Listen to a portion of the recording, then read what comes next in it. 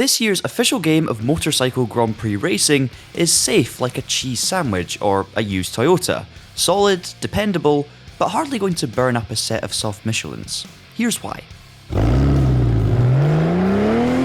MotoGP 25 is the 13th consecutive official game of the Premier Motorbike Racing Championship, and as per usual, it includes all of the real-world machines, riders, tracks and liveries from the current season. Not just for the top class either, as Moto2 and Moto3 grids are complete. Circuits too include the returning Brno, Tourmaster Rio Hondo, and even the new to MotoGP Balaton Park in Hungary, ahead of its actual debut. That alone is no mean feat, considering the season is only 5 weekends in at the time of the game's release. It's also available across all major platforms, PC, PlayStation 5, and Xbox Series X and S, but also the older PlayStation 4, Xbox One, and Nintendo Switch. Not only is it on every contemporary device and with all the official content you'd expect, but the feature list reads like an enthusiast's dream. A lengthy single-player career complements the regular single race weekend and time trial modes. For multiplayer, there's local split screen, online lobbies, cross-platform play including PC into the mix for the first time, and a multiplayer ranking system, like a two-wheeled Gran Turismo 7 Sport mode.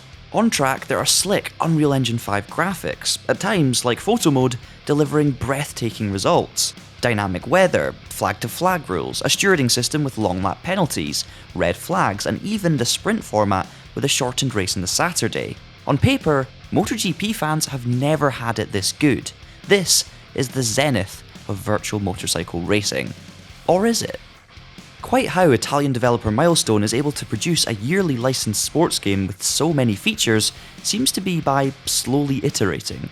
This glacial approach to improving the underlying experience is none more so evident than in MotoGP 25. The fundamentals are solid. Think Aleix Espargaro, a race winner with a distinguished career, but perhaps lacking the killer instinct of a Pecco Bagnaia or Marc Marquez. With little competition around, apart from the esoteric and niche GP bikes on PC, which lacks licensing, although the modding community does its best to make up for that, there's a degree of complacency on show here.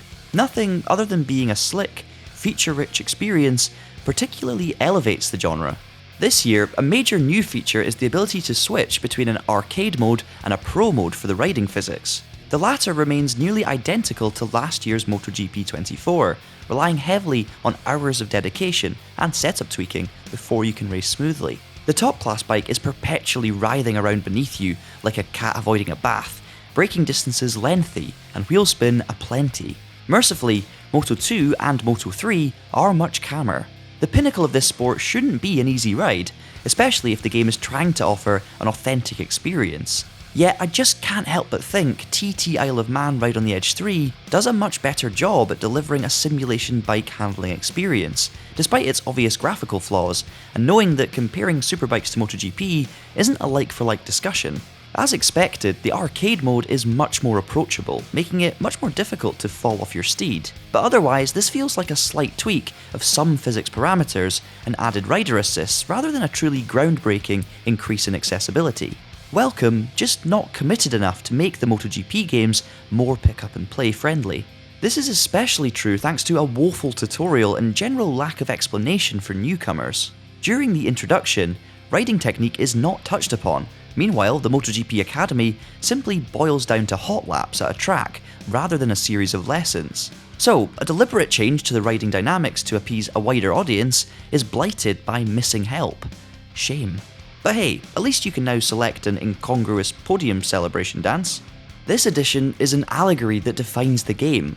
Too much flash, not enough focus on important features. For this season, flat track, mini bikes and motard have been added as fun events to break up the career grind, run in single race events or even online multiplayer.